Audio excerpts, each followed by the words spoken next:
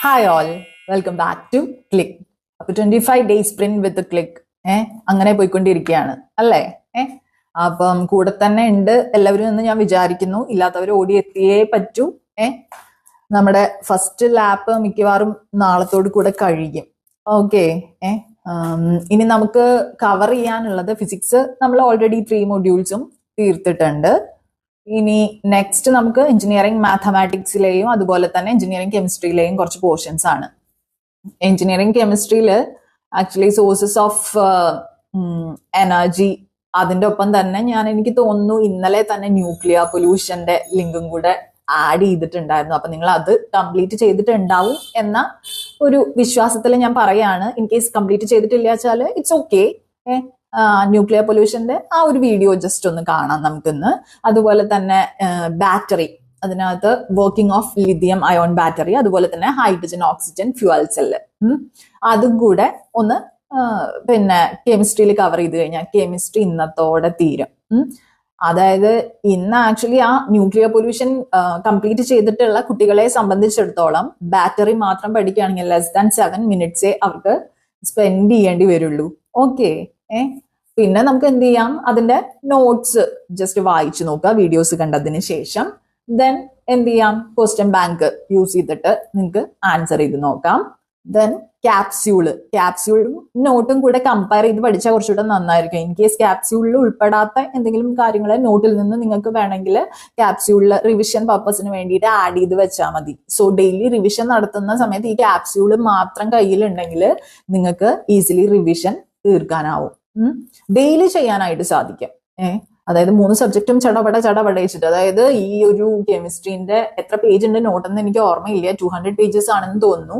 അതിനെ ഈ 3 മൊഡ്യൂൾസിനെ 40 പേജസിലേക്കാണ് നമ്മൾ കൺവേർട്ട് ചെയ്തിട്ട് ആ ക്യാപ്സ്യൂൾ പ്രിപ്പയർ ചെയ്തിട്ടുള്ളത്. അത് നിങ്ങൾക്ക് ഉപകാരപ്രദമാവുന്നുണ്ട് എന്ന് തന്നെ ഞാൻ വിചാരിക്കട്ടെ. ഇനിയിപ്പോ അതിനകത്ത് എന്തെങ്കിലും പ്രശ്നങ്ങൾ ഉണ്ടെങ്കിൽ നിങ്ങൾ പറയണേ. ഇനി മാത്തമാറ്റിക്സിലേക്ക് കടക്കുകയാണെങ്കിൽ നമ്മളിപ്പോ പ്രോബബിലിറ്റി ആൻഡ് സ്റ്റാറ്റിസ്റ്റിക്സ് സ്റ്റാർട്ട് ചെയ്തു. ബേസിക്സ് ഓഫ് പ്രോബബിലിറ്റി അതുപോലെ ഇൻഡിപെൻഡന്റ് വേരിയബിൾസ്, അത് രണ്ടുമാണ് ഞാൻ കവർ ചെയ്യാനായിട്ട് ഇന്നലെ ആവശ്യപ്പെട്ടിട്ടുണ്ടായിരുന്നത്. Day 9 of 25 days sprint. അത് നിങ്ങൾ ആലോചിക്കണം, 25 ദിവസം ആവുമ്പോഴേക്കും നമുക്ക് 2 പ്രാവശ്യമെങ്കിലും എന്ത് ചെയ്യാൻ പറ്റും, ഇത് റിവൈസ് ചെയ്യാനുള്ള സമയം നമ്മുടെ കൈവശം ഉണ്ട് എന്നുള്ളതാണ് ഇതിന്റെ ഏറ്റവും വലിയ അഡ്വാൻറ്റേജ്. ഇതിന്റെ ഒപ്പം ഓടി എത്തുന്നുണ്ടെങ്കിൽ നിങ്ങൾ. ഓക്കെ. അപ്പം ഈ എഞ്ചിനീയറിംഗ് മാത്തമാറ്റിക്സിനെ സംബന്ധിച്ചിടത്തോളം നമ്മൾ ഇനി അങ്ങോട്ട് പഠിക്കേണ്ടത് ഒരു 1.5 മണിക്കൂറിന്റെ കണ്ടന്റ് എന്തായാലും നമുക്ക് മാത്സിന് വേണ്ടിയിട്ട് ഡേ 10, അതായത് നാളെ സൺഡേ കൂടിയാണ്. അതുകൊണ്ട് 1.5 മണിക്കൂറിന്റെ കണ്ടന്റ് വേണമെങ്കിൽ നിങ്ങൾക്ക് പഠിക്കാവുന്നതേ ഉള്ളൂ. ഇനി പ്രോബബിലിറ്റിക്ക് അകത്ത് സ്റ്റാറ്റിസ്റ്റിക്സുമായിട്ട് കമ്പൈൻ ചെയ്തിട്ടുള്ള കുറച്ച് ടോപ്പിക്സ് ആണ് നമുക്ക് കവർ ചെയ്യാനുള്ളത്. അതിന്റെ വീഡിയോ ഞാൻ നാളെ തന്നെ അപ്ലോഡ് ചെയ്യുന്നുണ്ടായിരിക്കും. ഇൻ കേസ് നിങ്ങൾക്ക് അതുകൂടെ നാളേക്ക് തീർക്കാനായിട്ട് സാധിക്കുമെങ്കിൽ ദാറ്റ് വിൽ ബി വണ്ടർഫുൾ. നാളത്തോടെ മാത്സും കെമിസ്ട്രി ഉൾപ്പെടെ ഒറ്റ തവണ നമ്മൾ അങ്ങ് വായിച്ച് വീഡിയോസ് കണ്ട് എത്തിയിട്ടുണ്ടാവും. പിന്നെ അങ്ങോട്ട് കുത്തിയിരുന്ന് പഠിക്കുക എന്നുള്ളതാണ് നമുക്ക് ചെയ്യാനുള്ളത്. നാളേക്ക് ഈ പറയുന്ന പ്രോബബിലിറ്റിയുടെയും സ്റ്റാറ്റിസ്റ്റിക്സിന്റെയും ആ കമ്പൈൻഡ് ആയിട്ടുള്ള ആ ഒരു വീഡിയോ നിങ്ങൾക്ക് കാണാനായിട്ട് സാധിച്ചില്ല എങ്കിൽ ഇറ്റ്സ് ഓക്കെ. നിങ്ങൾ ഏതൊക്കെയാ നോക്കേണ്ടത് വെച്ചാൽ conditional probability, independent events, base theorem, അതുപോലെ തന്നെ conditional probability, total probability theorem, then discrete and continuous random variables, expectation, variance and standard deviation, and you will start working on binomial distributions as well. Okay. അപ്പൊ അത്രയാണ് നാളേക്ക് നമ്മൾ plan ചെയ്തിട്ടുള്ളത്. In case ഇന്ന് തന്നെ ആ വീഡിയോ, ഏത് video ഞാൻ പറഞ്ഞ ആ മാത്സിലെ ബാക്കി പോർഷൻസ് ചെയ്യാനായിട്ട് എനിക്ക് സാധിക്കുവാണെങ്കിൽ ഞാൻ ചെയ്തു തരും. റെക്കോർഡിംഗ് കഴിഞ്ഞിട്ടുണ്ട്, എഡിറ്റിംഗ് മാത്രമേ ബാക്കിയുള്ളൂ പ്രോബബിലിറ്റിയുടേത്. അപ്പോ എന്തായാലും തീരും എന്ന് തന്നെയാണ് എൻ്റെ ഒരു വിശ്വാസം. അങ്ങനെയാണെങ്കിൽ February 2 കൂടെ, എന്റെ കലണ്ടർ ഇവിടെയാണ്, എന്റെ ലാപ്ടോപ്പ് ഇവിടെയാണ്, അതാണ് ഞാൻ അങ്ങോട്ടും ഇങ്ങോട്ടും ഒക്കെ മാറി നോക്കുന്നത് കേട്ടോ. അപ്പം 2 കൂടെ, അതായത് നാളത്തോട് കൂടെ നമുക്കിത് തീർക്കാൻ കഴിഞ്ഞാൽ അടിപൊളി. പിന്നെ 4th ചൊവ്വാഴ്ചയാണ് നമുക്ക് PSCന്റെ ആ ഒരു എന്താ പറയാ കൺഫർമേഷൻ പ്രകാരമുള്ള ആ ഷീറ്റിനകത്തുള്ള ഡേറ്റ പ്രകാരം 4th നമുക്ക് അഡ്മിറ്റ് കാർഡ് വരുമെന്ന് പറഞ്ഞിട്ടുള്ളത്. ദെൻ അവിടുന്ന് അങ്ങോട്ട് ഒരു 14 days ആണ് നമുക്ക് കിട്ടാൻ പോകുന്നത്. അപ്പൊ നമുക്കൊരു വേറൊരു രീതിയിലുള്ള ഒരു അപ്രോച്ചാണ് ഞാൻ ആ 14 daysലേക്ക് പ്ലാൻ ചെയ്തിരിക്കുന്നത്. ഓക്കെ, അപ്പോ ഡേ 10 കൂടെ ഇത് അവസാനിപ്പിക്കാനായിട്ട് മാക്സിമം ശ്രമിക്കുക. ഒപ്പം എത്തിയിട്ടില്ലാത്ത കുട്ടികൾ വിഷമിക്കേണ്ട, നിങ്ങൾ അങ്ങോട്ട് ഒപ്പം എത്തുക. ഇപ്പൊ പഠിച്ചിട്ടുള്ള കാര്യങ്ങളൊക്കെ എല്ലാം തലേന്ന് പോയി എന്നൊക്കെ ഉള്ള വിചാരത്തിലായിരിക്കും എല്ലാവരും ഇരിക്കുന്നുണ്ടായിരിക്കാം. നിങ്ങളൊരു കാര്യം എന്താ പറയാ, ഓരോ എക്സാംസും PSCയുടെ കഴിയുമ്പോഴും എന്റെ ഒരു പേഴ്സണൽ ഒപ്പീനിയൻ ആണ്, ഓരോ എക്സാമുകളും കേരള PSCയുടെ ടെക്നിക്കൽ എക്സാമുകൾ, ജനറൽ PSCയെ കുറിച്ച് പറയാനായിട്ട് ഞാൻ ആളല്ല.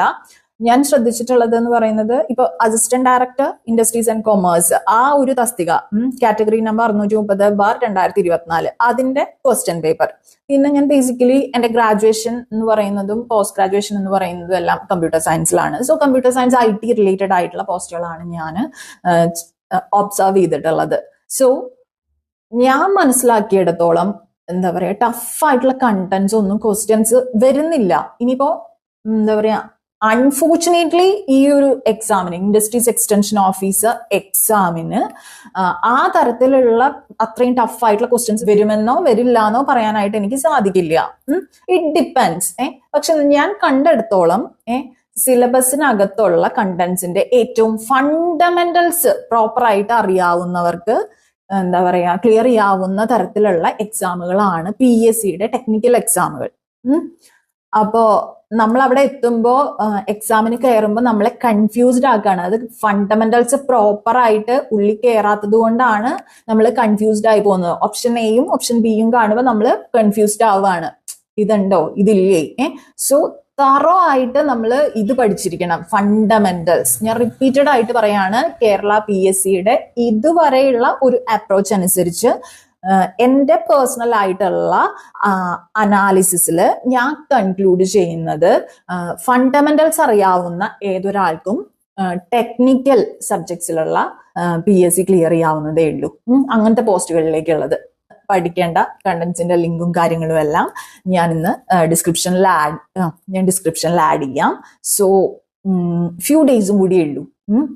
ഫ്യൂ ഡേയ്സ് എന്താ പറയാ, നമുക്ക് വേണ്ടി സ്വന്തമായിട്ട് വേണ്ടിയിട്ട് നമ്മൾ അങ്ങ് സ്ട്രഗിൾ ചെയ്യുക, ഫൈറ്റ് ചെയ്യുക, സ്ട്രഗിൾ ചെയ്യല്ല, ഫൈറ്റ് ചെയ്യുക, ഡിഫെൻഡ് ചെയ്യുക, പ്രിപ്പയർ ചെയ്യുക.